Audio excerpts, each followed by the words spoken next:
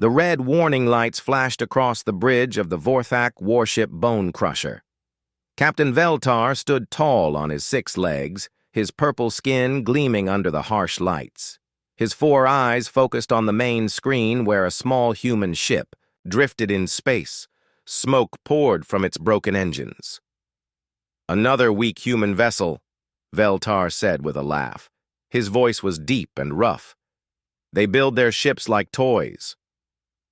The ship's scanner officer, a younger Vorthak named Kexmore, looked at his readings. "Captain, there is one life form on board. It appears to be alive, but the ship has no power." Veltar's mouth twisted into what humans might call a smile, but it showed rows of sharp teeth. "Perfect. We need more slaves for the markets. Bring that ship into our cargo bay." The Vorthak ship was huge compared to the small human vessel. It could easily hold 50 ships that size. The Bone Crusher was painted black and covered in sharp spikes. It looked like a giant space monster ready to eat anything in its path. Inside the human ship, Lee Jun sat quietly in his pilot chair. His dark hair was messy, and his simple blue work clothes were dirty. He looked like any other human worker who hauled cargo between planets. His face showed no fear, only tiredness.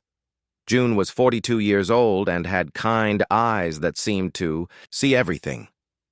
Right now, those eyes were watching the alien ship's tractor beam pull his vessel inside. He had been waiting for this moment. The cargo bay doors of the Bone Crusher opened like a giant mouth. Jun's ship was pulled inside and dropped onto the metal floor with a loud crash. The bay was filled with other captured ships from different worlds. Some were broken. Others looked like they had been stripped for parts. Heavy footsteps echoed through the bay as Vorthak soldiers marched toward Jun's ship. They wore black armor and carried energy weapons that glowed red. Their leader was a massive Vorthak with scars across his face. "Come out, human!" the scarred soldier shouted. "Come out now, or we will burn your ship." Jun slowly stood up and walked to the ship's door. He raised his hands above his head and stepped outside. The Vorthak soldiers surrounded him immediately, pointing their weapons at his chest. The scarred soldier looked Jun up and down. "Just another worker," he said with disgust. "Look at his cheap clothes. This one will not bring much money at the slave markets." Jun said nothing. He kept his hands up and his eyes down like a scared prisoner should, but inside his mind, he was counting the soldiers, noting their weapons, and memorizing the layout of the cargo bay. "Take him to the prison cells," the scarred soldier ordered. "Put him with the other slaves." 2 soldiers grabbed Jun's arms and pushed him forward. They walked through long metal hallways filled with pipes and wires. The ship smelled like oil, and something else that Jun could not identify. Strange sounds echoed from behind the walls. The prison area was in the lower part of the ship. The hallway was dark and cold. On both sides were metal doors with small windows. Behind those doors, Jun could hear voices speaking in different alien languages. The soldiers stopped at an empty cell and threw Jun inside. The room was small, with metal walls and no windows. A thin mattress lay on the floor next to a bucket of water. The door slammed shut with a loud bang. Jun sat on the mattress and looked around the cell. The walls were thick, but he could hear sounds from the other prisoners. Someone was crying in the cell to his left. To his right, he heard angry voices arguing in a language he did not know. Hours passed. Jun lay on the mattress with his eyes closed, but he was not sleeping. He was listening to everything. He heard the guards walking past every 30 minutes. He heard the ship's engines humming deep below. He heard the air system working to keep everyone breathing. A small slot opened in his door and a bowl of gray food was pushed through. It looked terrible and smelled worse. Jun ate it anyway. He needed to keep his strength up. The next morning, the guards came back. They opened several cell doors and pulled out prisoners. Jun watched through his small window as aliens from different worlds were led down the hallway. There was a tall, blue creature with 4 arms, a small, furry being that walked on 2 legs, and something that looked like a giant insect. "Work time!" one guard shouted. "Everyone who can work must earn their food." June's door opened and a guard pointed at him. "You, human, can you fix things?" June nodded slowly. "Yes, sir. I fix cargo ships for living. I know engines and computers." The guard smiled, showing his sharp teeth. "Good. We have broken things on this ship. You will fix them, or you will not eat." They led June to a maintenance room filled with broken equipment.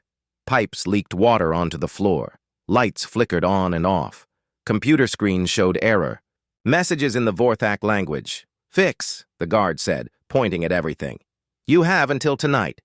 June looked around the room and nodded. "I need tools," he said quietly. The guard brought him a box of alien tools. They were different from human tools, but June figured out how to use them quickly. He started working on the leaking pipes. As he worked, June's mind was busy. He was not just fixing things, he was learning about the ship's systems. Every pipe he touched taught him something new. Every wire he connected showed him how the ship worked. The other prisoners working nearby watched him with interest. The tall blue alien came over during a break. "I am Kira," she said in broken galactic standard. "You work fast for human." "I am June," he replied, keeping his voice quiet. "I just want to stay alive." Kira nodded. "We all want to stay alive. But Vorthak do not care about keeping slaves alive for long." That evening, the guards came to check June's work. Everything was fixed and working better than before. Water flowed through the pipes without leaking. The lights stayed on. The computer screen showed green instead of red. "Not bad for a human," the guard said. "You will work here every day now." Back in his cell, June lay on his mattress and smiled for the first time since his capture. The Vorthak thought they had caught a simple worker who would fix their broken things. They had no idea what they had really found. Outside his cell, the great warship continued its journey through space. In the captain's quarters, Veltar looked at reports from his scouts. Soon they would reach human colonies and capture many more slaves. This small human prisoner was just the beginning, but Lee June was already making his own plans. The aliens thought he was just another prisoner. They would learn how wrong they were. 3 days had passed since June started working in the maintenance areas.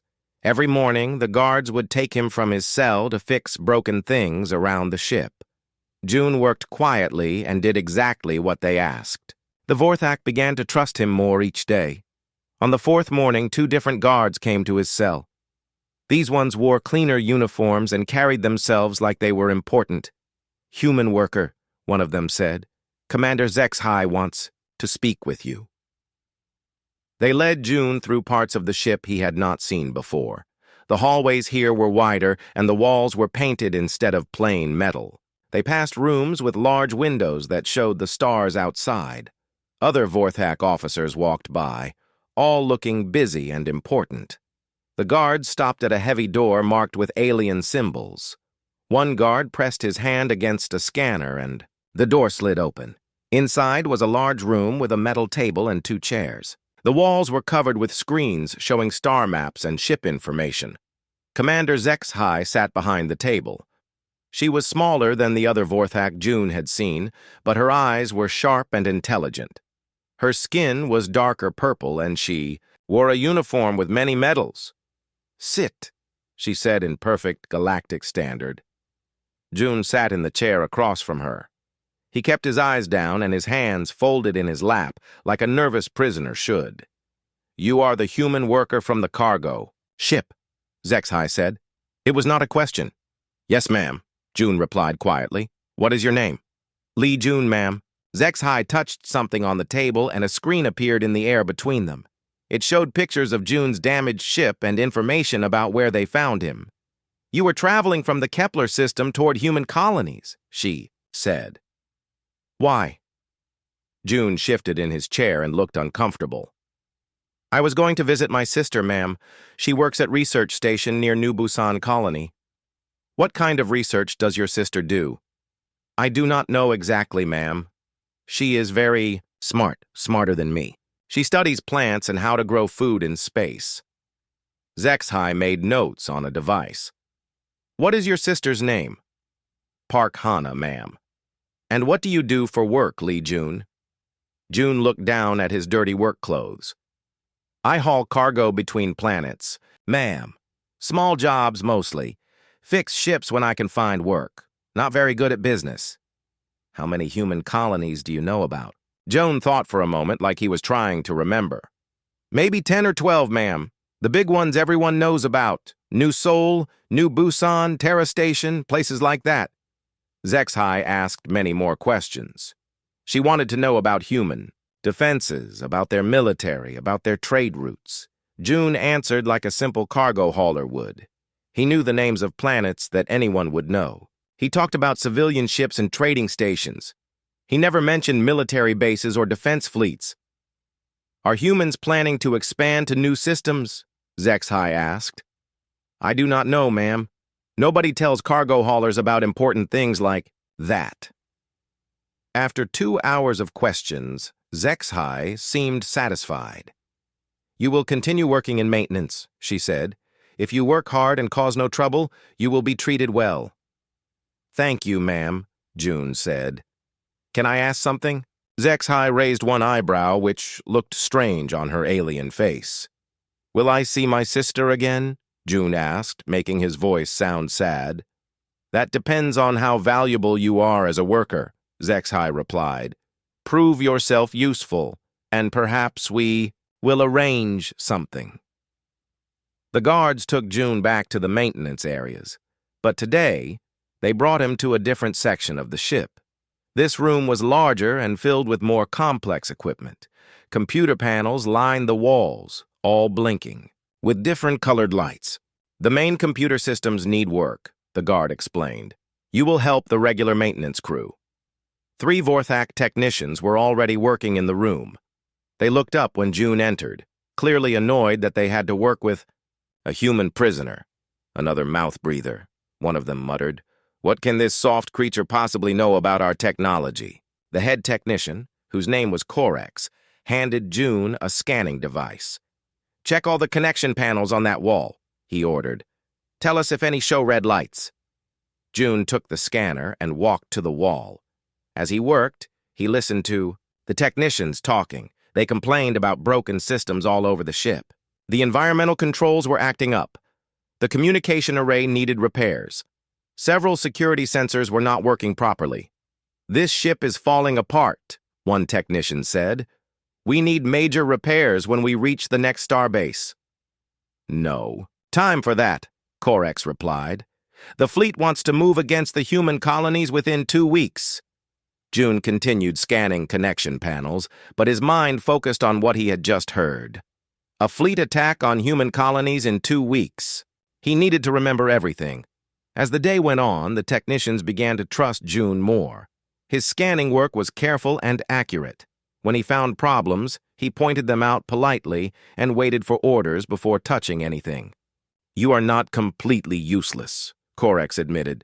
Tomorrow you can help with the communication repairs. That evening, back in his cell, June thought about everything he had learned. The ship's computer systems were old and poorly maintained. The crew was overworked and stressed about the upcoming attack. Most importantly, he now had access to critical ship systems. The next morning brought new opportunities. Corex led June to the communication control room, which was filled with arrays of transmitting equipment and monitoring screens. We keep losing connection with some of our scout ships, Corex explained. The signal boosters need adjustment.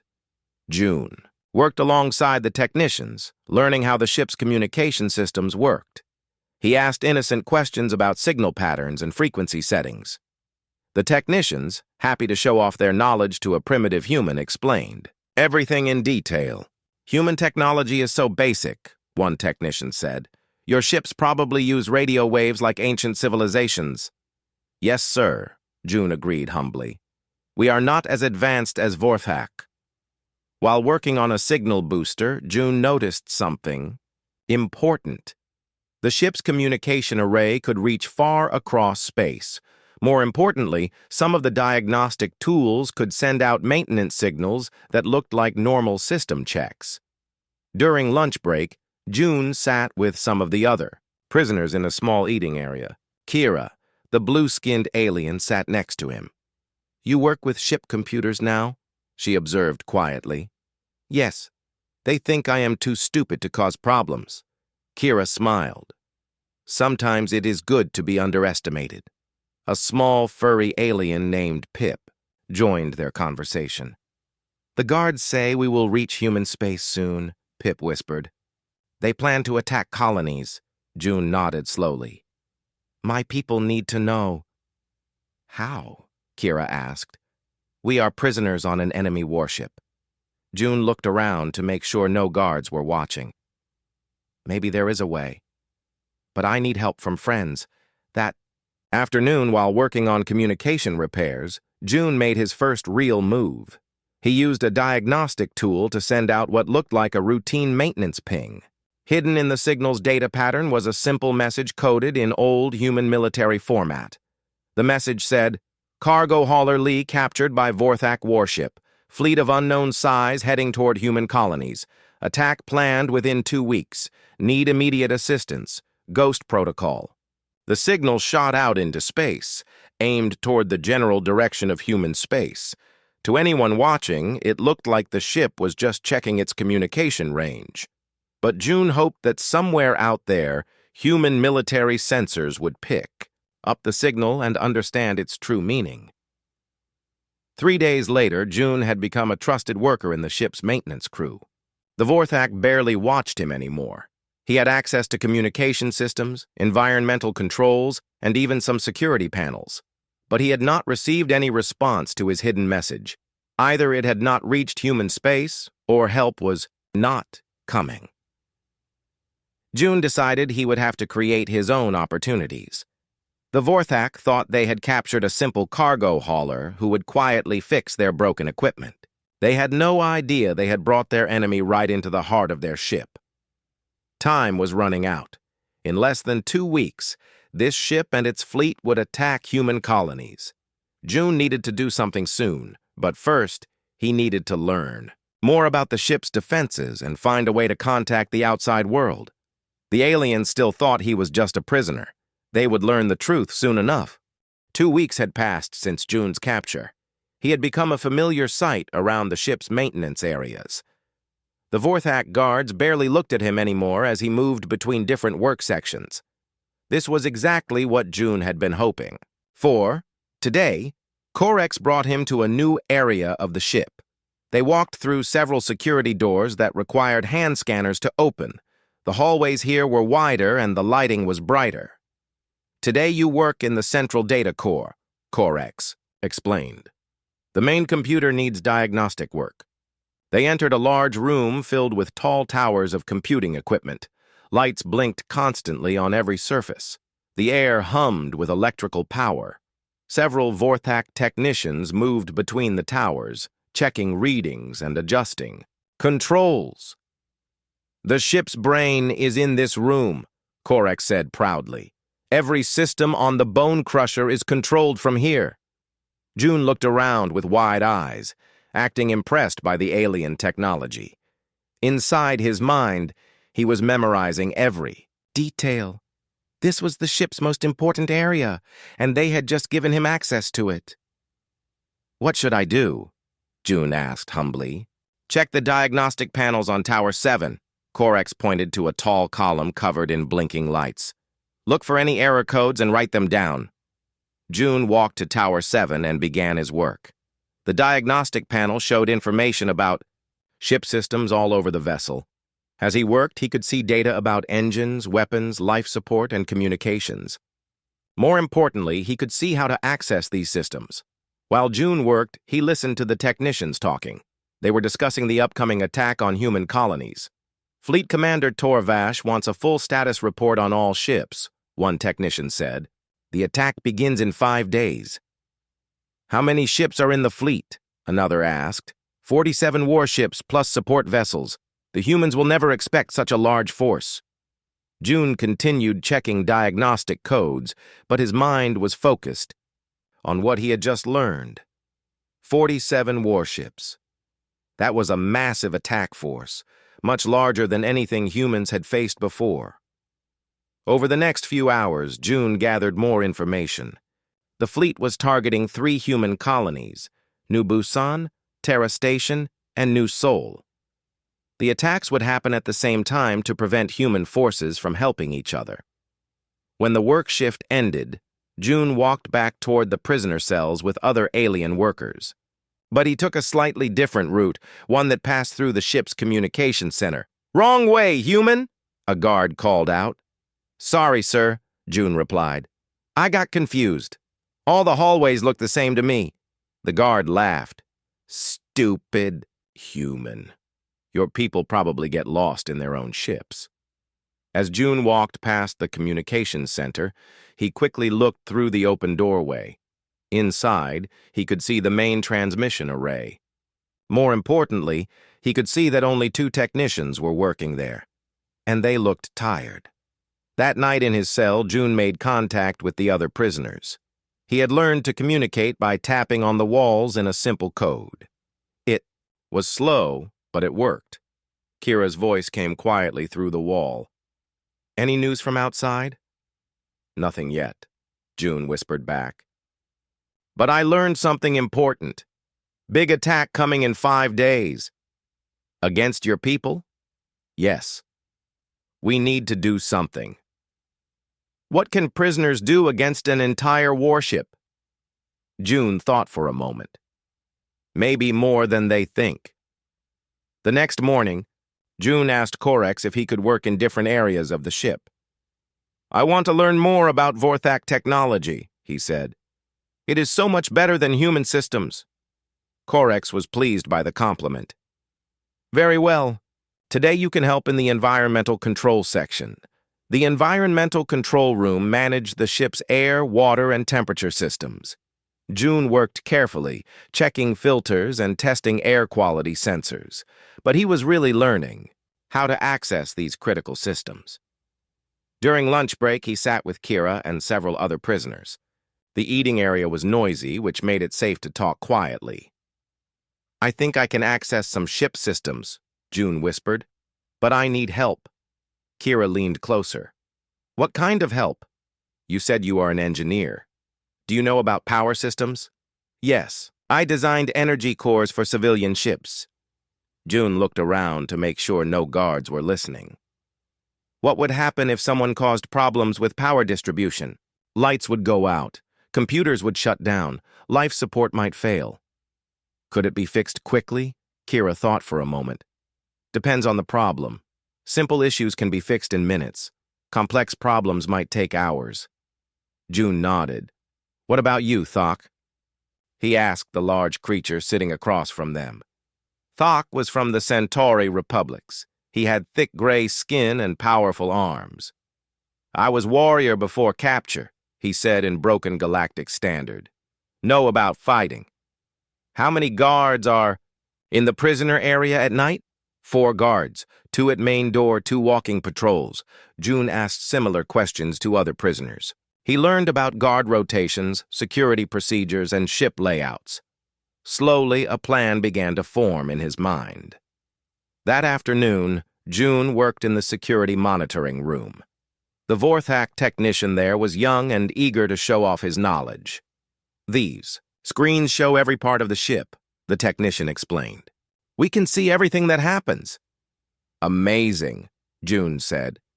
"How do you control all the cameras?" The technician showed him the control panel. "Each section has its own controls. We can switch views, adjust lighting, even record what we see." June memorized the control layout while pretending to be fascinated by the technology. He asked innocent questions about backup systems and emergency procedures. The technician answered everything, happy to educate a primitive human. On his way back to the cells that evening, June took another wrong turn. This time he ended up near the ship's armory.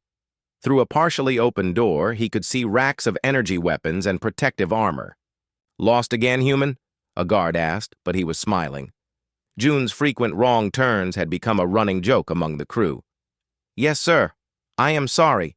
Your ship is very big. Just follow the blue lights on the floor. They lead to the prisoner area." Thank you, sir. That night, June began putting his plan together. He tapped messages to the other prisoners, explaining what he needed each of them to do. It was risky, but they were running out of time.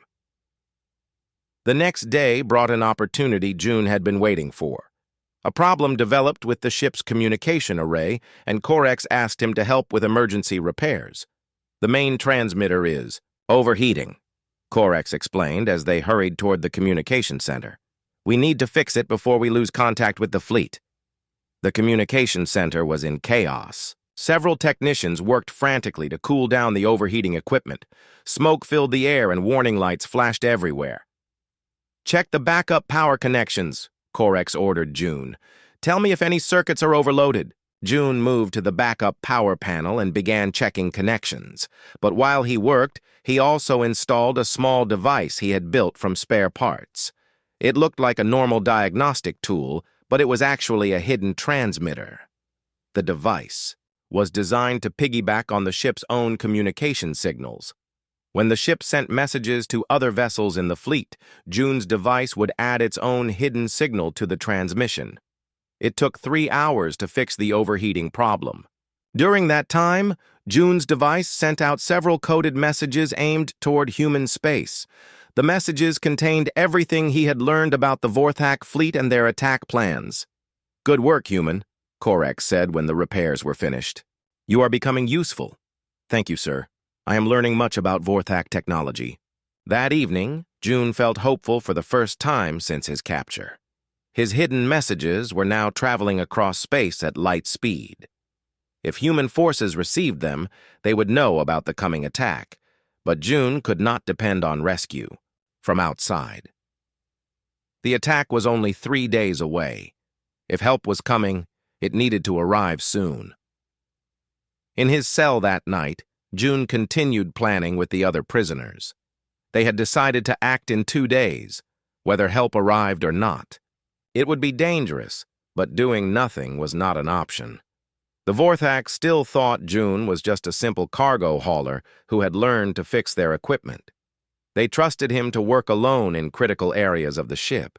They had no idea he was gathering information and building an escape plan. Tomorrow, June would begin the most dangerous part of his mission. He would start sabotaging the ship's systems while making it look like normal maintenance problems. The aliens thought they had captured a helpless prisoner. Soon they would learn that they had brought their enemy right into the heart of their fleet. 3 days before the planned attack on human colonies, everything changed. June was working in the ship's environmental control room when alarms began blaring throughout the vessel. Red lights flashed in the hallways and Vorthak voices shouted, "Orders over the communication system. All prisoners return to cells immediately." A guard's voice echoed through the ship. "Security alert level red." Corex burst into the environmental control room, his purple face dark with anger. "Someone has been sabotaging ship systems," he snarled. "Small problems for weeks, but now they are getting worse." June looked up from the air filter he was checking. "Sabotage? Who would do such a thing?" "That is what we intend to find out." Guards appeared in the doorway and began collecting all the prisoner workers. June was marched back to the cell area along with Kira, Thok, and a dozen other aliens who had been working throughout the ship. But something was wrong. As they walked through the corridors, June noticed extra guards at every intersection. Security cameras that normally moved in slow patterns were now focused and tracking. The Vorthak were clearly looking for something specific. When they reached the prisoner area, June saw something that made his blood run cold. A young human girl, barely 18 years old, was being dragged down the hallway by 2 large guards. Her clothes were torn and she was crying. "Please," she sobbed. "I didn't do anything wrong. I was just traveling to see my family." The girl's name was Mika. June had seen her briefly when he first arrived, but she had been kept in a different section of the prison. She was small and frightened, clearly a civilian who had been in the wrong place at the wrong time. The guards threw Mika into a cell and slammed the door. Then they began opening other cells and pulling out prisoners for questioning. "You, blue skin," one guard pointed at Kira. "Come with us." They took Kira away. Then they took Thok. One by one, the experienced prisoners were being removed for interrogation. Hours passed. June could hear sounds of questioning from deeper in the ship. Sometimes there were shouts. Sometimes there were screams. Finally, the guards came for June. They brought him to a different room than before. This one was smaller and darker, with metal chairs that had straps for holding prisoners. Commander HFY was there, along with 2 other Vorthak officers June had never seen. "Sit," HFY ordered. The guards strapped June into the chair. Metal bands held his arms and legs in place. "We know someone has been causing problems with our ship systems," HFY said. "Small acts of sabotage designed to look like normal equipment failures." "I do not understand," June replied. "I only fix things when you tell me to." "Yes, you have been very helpful," HFY agreed. "Too helpful, perhaps. You learn our systems very quickly for a simple cargo hauler." One of the other officers stepped forward. He was larger than HFY and had scars across his face. "This human has access to critical ship areas. He could easily cause the problems we have been experiencing." "But why would I sabotage the ship?" June asked. "I am your prisoner. If the ship is damaged, I could die too." HFY studied June's face carefully. "Perhaps you hope to escape. Or perhaps you are trying to help your human friends." "I have no friends here. I am alone." "We shall." "See?" The interrogation continued for hours. They asked the same questions over and over, trying to catch June in a lie. They wanted to know about his background, his family, his work history. They asked about the sabotage incidents and his access to ship systems. June stuck to his story. He was just a cargo hauler who had been traveling to visit his sister. He knew nothing about sabotage or military tactics. He was only trying to work hard and stay alive. But as the questioning went on, June could see doubt growing in HFY's eyes. She was too intelligent to be fooled for long. Finally, she dismissed the other officers. "Leave us alone," she ordered, when they were gone. HFY sat across from June and stared at him in silence for several minutes. "You are not what you appear to be," she said quietly. "I do not know what you mean. Your story has small problems. You claim to be a simple worker, but you understand complex technology too easily. You ask the right questions and remember technical details that most civilians would forget." June said nothing. "More importantly," HFY continued, "our intelligence. Reports say there is no research station near New Busan colony. Your sister Park Hana does not exist." June's heart pounded, but he kept his face calm. "Maybe I was confused about where she works. I am not good with planet names." "No. I think you lied about everything." HFY leaned forward. "The question is why?" Before June could answer, alarms began blaring again. A voice on the communication system announced an emergency in the prisoner area. "What now?" HFY muttered. She activated a wall screen that showed security camera feeds from around the ship. On the screen, they could see chaos in the prisoner cells. Several guards lay unconscious on the floor. Cell doors stood open and prisoners were running free in the hallways. "The other prisoners are escaping," one of HFY's officers reported over the communication system. "It appears they overpowered the guards." "Impossible," HFY said. "How could prisoners break out of their cells?" On the screen, June could see Thok fighting 3 guards at once. The powerful Centauri warrior was using a weapon he had taken from one of the fallen guards. Kira was working at a control panel, apparently trying to open more cell doors. But what caught June's attention was a different scene. In another camera view, he could see young Mika cornered by 2 Vorthak guards. She was pressed against a wall, with nowhere to run. One of the guards was raising his weapon to shoot her. "No," June said quietly. "What?" HFY looked at him. "The girl. They are going to kill the girl. She is just another prisoner. If she chose to escape, she accepts the consequences." June watched as the guard's finger moved toward the trigger of his weapon. Mika closed her eyes and waited to die. Something snapped inside June. All his careful planning, all his patient acting, all his pretense of being a helpless prisoner, it all disappeared in an instant. The metal restraints holding June to the chair were strong, but they were designed for normal prisoners. They were not designed for someone with advanced military training who had spent weeks studying the ship's maintenance systems. June twisted his left arm in a specific way, using a joint technique he had learned in Special Forces training. The restraint loosened just enough for him to slip his hand free. His right hand followed quickly. HFY was still watching the security screens when June stood up from the chair. She turned toward him with surprise on her face. "How did you—" June moved faster than any normal civilian could move. His hand struck HFY's neck at a precise pressure point, causing her to collapse unconscious. Before she hit the floor, June had taken her weapon and accessed the door controls. He ran through the corridors toward the prisoner area, no longer trying to hide his abilities. Vorthak guards tried to stop him, but June moved like a trained soldier. He disarmed 3 guards without killing them, taking their weapons and equipment. When he reached the area where Mika was trapped, the 2 guards were still threatening her. June appeared behind them like a ghost. "Step away from the girl," he said quietly. The guards spun around, raising their weapons. They found themselves facing a human who no longer looked like a frightened prisoner.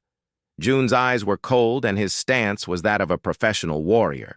"Impossible," one guard said. "You are just a cargo hauler."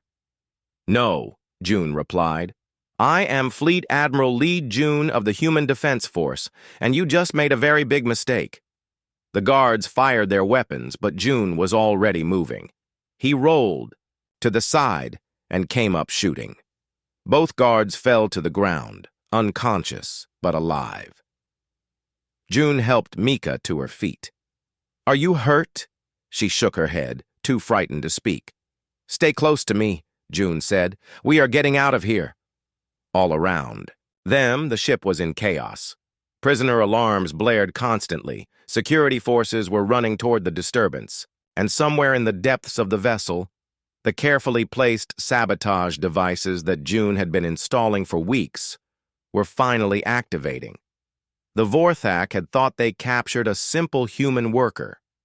Now they knew the truth. They had brought one of humanity's most dangerous military commanders right into the heart of their fleet, and Admiral Lee June was just getting started.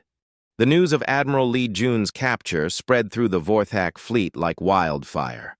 Captain Veltar stood on the bridge of the Bone Crusher, staring at the unconscious form of Commander HFY as medical officers worked on her.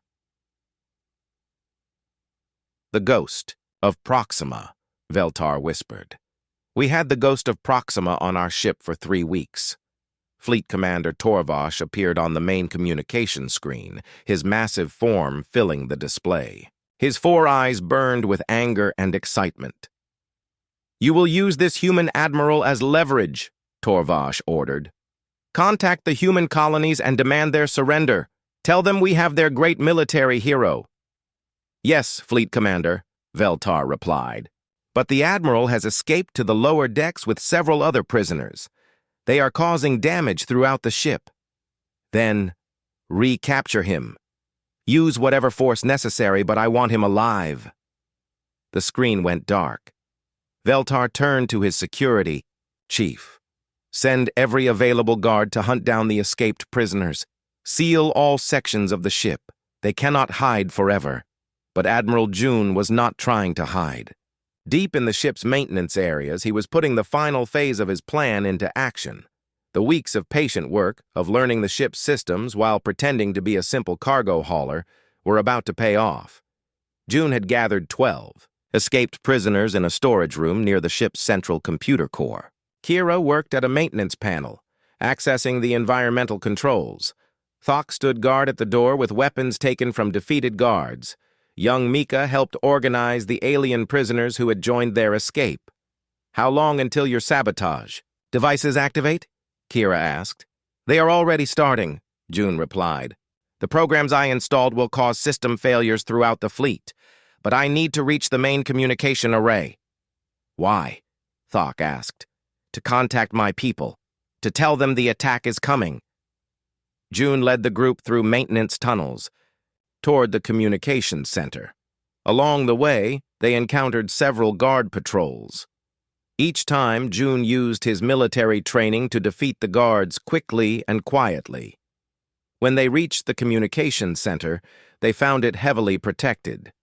8 guards stood outside the door, and June could see more inside through the windows. Too many, Thok observed. June smiled. Watch and learn.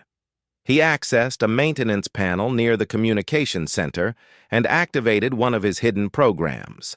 Suddenly, the lights in the corridor began flickering. Then the air circulation system started making loud noises. Emergency alarms began sounding from different parts of the ship. System failures, June explained to the confused prisoners. I have been installing them for weeks. The guards outside the communications center received urgent calls on their radios. Half of them ran off to deal with emergencies in other parts of the ship. June and his team quickly overwhelmed the remaining guards. Inside the communication center, they found 3 technicians working frantically to maintain contact with the fleet. Everyone on the floor, June ordered, speaking in perfect Vorthak. The technicians stared at him in shock. They had seen this human working quietly in maintenance areas for weeks. Now he was giving orders like a military commander. June sat at the main communication console and began working. His fingers moved quickly across the alien controls, adjusting frequencies and signal patterns. This is Admiral Lee June to any human. Forces, he broadcast. Priority Alpha message. Vorthak fleet of 47 warships approaching human colonies. Attack planned for New Busan, Terra Station, and New Seoul in approximately 18 hours. Request immediate assistance. The message repeated automatically every few minutes, broadcasting on all frequencies that could reach human space. While June worked at the communications station, his sabotage programs continued activating throughout the ship. Lights failed in several sections. Computer systems crashed and rebooted randomly. The ship's engines began running inefficiently, reducing speed and power. Admiral, Kira called from a monitoring station, I am detecting similar problems on other ships in the fleet. June smiled grimly. The hidden transmitter he had built weeks ago had been sending his sabotage programs to other vessels every time the fleet ships communicated with each other. Now dozens of Vorthak warships were experiencing mysterious system failures. Captain Veltar's voice echoed through the ship's communication system. Admiral Lee June, this is Captain Veltar. You cannot escape this ship. Surrender now, and we will treat you with the respect due to a military officer. June activated the ship's internal communication system. Captain Veltar, this is Admiral June. I have a counter-proposal. Release all prisoners and withdraw your fleet from human space, or I will continue damaging your ships. You are one human against an entire fleet. What can you possibly do? Would you like a demonstration? June activated another of his hidden programs. This one targeted the ship's artificial gravity systems. Suddenly, gravity failed in random sections throughout the vessel. Vorthak crew members found themselves floating helplessly in corridors and control rooms. As you can see, June continued calmly, I have had access to your critical systems for weeks. Every day you trusted me to fix your equipment, I was actually installing ways to break it. The gravity systems came back online, dropping confused Vorthak back to the floor. Stop this immediately, Veltar demanded. Release the prisoners. Several minutes passed in silence. Then Veltar's voice returned. The prisoners will be released to the cargo bay, but you must surrender yourself. I think not, Captain. June turned to his team. Kira, can you access the ship's docking bay controls from here? Yes, but why? We are leaving. How? The ship is in deep space. June smiled. Help is coming. As if summoned by his words, new alarms began sounding throughout the ship. The bridge crew's voices could be heard over the communication system, reporting unknown contacts approaching at high speed. June had been monitoring the communication array, waiting for this moment. 3 days ago, his hidden messages had finally reached human space. The response was exactly what he had hoped for. "Captain Veltar," June announced over the ship's communication system. "I would like you to meet Colonel Kim Day of the New Busan Defense Force. He was my student at the Naval Academy." On the ship's external viewers, 12 human warships appeared from behind a nearby asteroid field. They had been following the Vorthak fleet for days, using June's intelligence to plan their attack. But the real surprise was yet to come. "Captain," June continued, "you should also meet Commander Han Bo-Ra. She has been waiting for my signal." Behind the Vorthak flagship, space itself seemed to shimmer and twist. Then, a massive human battleship appeared from nowhere, its stealth systems shutting down to reveal its true size and power. The ship was twice as large as any Vorthak vessel, painted in the dark blue of the human defense fleet. Along its hull, the name HSF Incheon was visible in both human and galactic script. "That ship was destroyed," Veltar said over the communication system, his voice filled with shock. "Our intelligence reported it destroyed 3 weeks ago." "No, Captain," June replied. "That ship has been following your fleet ever since you captured me. Commander Han Bo-Ra and her crew have been running silent, gathering intelligence and waiting for the right moment to strike." The human battleship was moving into attack position, its massive weapon systems charging for battle. Around it, the 12 escort ships spread out in a perfect attack formation. "Your fleet is surrounded," June announced. "Your ships are damaged by my sabotage programs. Your tactical plans are known to my people. I suggest you consider surrender." Fleet. Commander Torvash's image appeared on the communication screen, his face twisted with rage. "Never! The Vorthak Empire does not surrender to primitive humans." "Then you have chosen poorly," June said quietly. He activated the final phase of his sabotage plan. Throughout the Vorthak fleet, hidden programs triggered simultaneously. Engine. Systems failed. Weapon arrays shut down. Communication networks crashed. The mighty Vorthak war fleet, which had been preparing to destroy human colonies, found itself crippled and helpless in space. "This is Admiral Lee June to all human ships," he broadcast. "Execute Operation Clean Sweep. Show these aliens what happens when they threaten our people." The battle for human space was about to begin, and the aliens who had thought they captured a simple prisoner were about to learn why Admiral Lee June was called the Ghost of Proxima. The space around the Vorthak fleet erupted into chaos as Admiral June's sabotage programs reached their full activation. Across 47 warships, critical systems failed simultaneously. Engine cores sputtered and died. Weapon arrays powered, down without warning. Communication networks crashed, leaving ship commanders unable to coordinate their defense. On the bridge of the Bone Crusher, Captain Veltar watched his tactical displays turn red with system failures. Half his weapons were offline. His engines were running at 30% power. His shields flickered weakly. "Engineering report," he shouted. "Captain, we have failures in every major system," his chief engineer replied over the failing communication system. "It will take hours to repair the damage, assuming we can find the source of the problems." Fleet Commander Torvash is requesting immediate status reports from all ships, the communication officer announced. "Tell him," Veltar began, then stopped. What could he tell the fleet commander? That a single human prisoner had crippled their entire attack force. Meanwhile, in the communication center deep inside the ship, Admiral June watched the tactical situation develop on the captured Vorthak displays. The human fleet was moving into perfect attack positions while the alien ships struggled with system failures. "Kira, how are the prisoner releases going?" June asked. The blue-skinned engineer checked her monitoring station. "All prisoners have been moved to the cargo bay as ordered, but the Vorthak are not releasing them to space." They will, June said confidently. They just need proper motivation.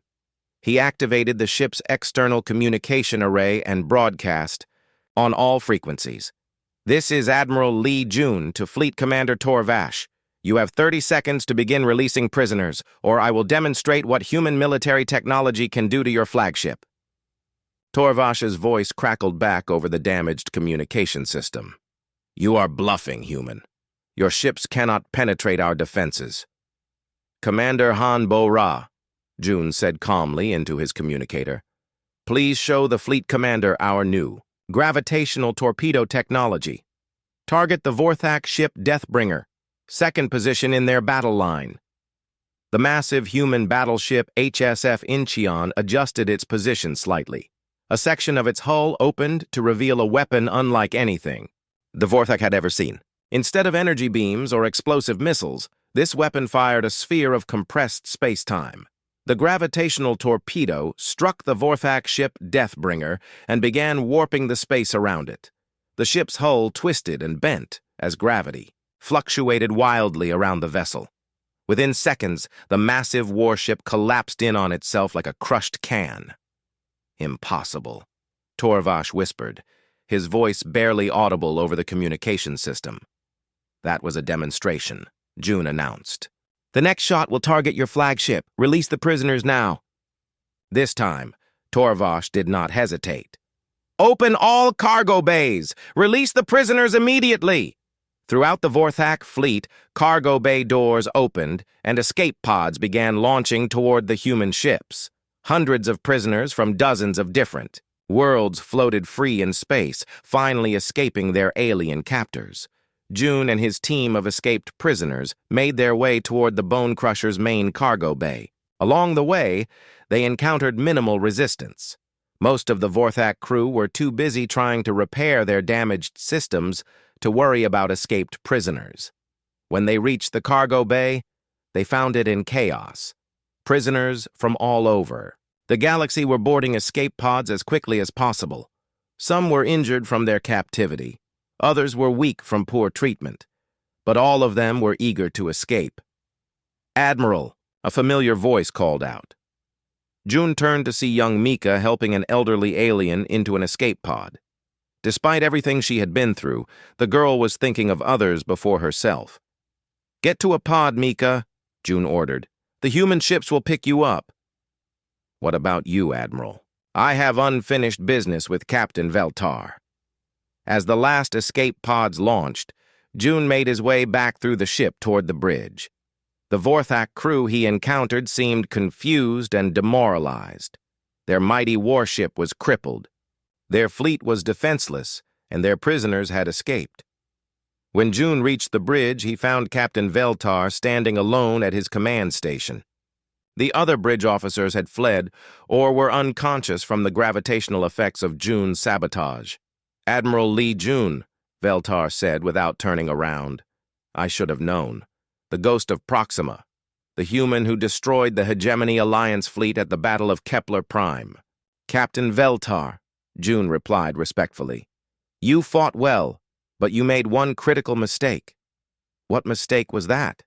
You underestimated your enemy. Veltar finally turned to face June. The alien captain looked tired and defeated. We thought humans were weak, primitive, easy to conquer. Many species have made that mistake, June said. Humans may not be the strongest or the fastest. We may not have the most advanced technology, but we have something that makes us dangerous. What is that? We adapt. We learn. We never give up. The ship shuddered as the human fleet moved into final attack positions. On the main screen, Fleet Commander Torvash was broadcasting surrender terms to all Vorthak ships. Your fleet is finished. Captain, June observed, but your crews do not have to die. Order your ship to surrender and your people will be treated fairly. Veltar looked at his ruined bridge, then at the tactical display showing his crippled fleet surrounded by human warships. Finally, he activated the ship's communication system. All crew, this is Captain Veltar. Stand down all weapons and prepare. For surrender, the battle is over. Across the Vorthak fleet, white surrender flags began appearing on ship hulls. One by one, the alien commanders followed their captain's example and gave up the fight. Admiral June opened a communication channel to the human fleet. "This is Admiral Lee June. The Vorthak fleet has surrendered. Begin rescue operations for all prisoners and provide medical assistance as needed." Commander Han Bo-Ra's voice replied from the battleship HSF Incheon. "Understood, Admiral. It's good to have you back." "It's good to be back, Commander. Excellent work tracking the fleet and maintaining communication silence. We followed your beacon signals from the moment you were captured, sir. When your sabotage programs activated, we knew it was time to move." June smiled. The plan had worked perfectly. His capture had not been an accident. It had been a carefully orchestrated intelligence operation. The cargo hauler Lee June had been a cover identity designed to get him close to the Vorthak fleet. Over the next few hours, human ships began boarding the surrendered Vorthak vessels. Medical teams treated injured prisoners. Engineers worked to repair damaged systems. Diplomats began the complex process of negotiating prisoner exchanges and peace terms. Captain Veltar was taken into custody, but treated with the respect due to a military officer. Fleet Commander Tor Vosh was less fortunate. His refusal to surrender earlier had marked him as a war criminal. Young Mika was among the first prisoners evacuated to the human medical ship. As she was helped aboard, she turned back to look at Admiral June. "Thank you," she said simply. "Stay safe, Mika. And remember, humans never abandon their own."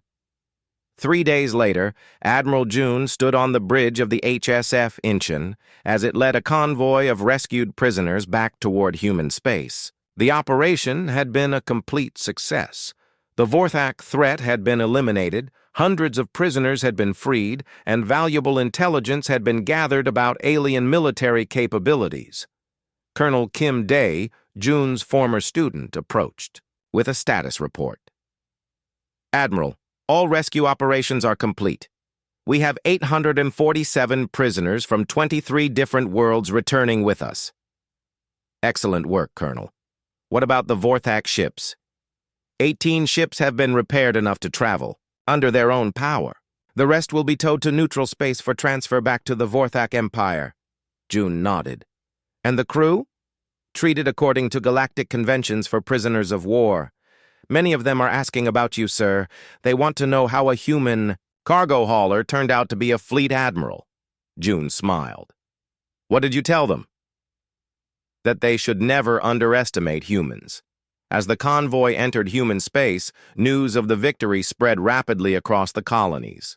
The Vorthak Empire, once considered invincible, had been defeated by human cunning and determination. Other alien species began to reconsider their assumptions about the small blue planet and its determined inhabitants. Admiral Lee June returned to his office on New Seoul Station to find hundreds of messages waiting for him. Grateful families thanked him for rescuing their loved ones. Military commanders requested briefings on his infiltration techniques. Diplomatic corps wanted to know about potential alliance opportunities with the freed prisoners. But the message that meant the most came from a simple text communication. "Thank you for saving us all.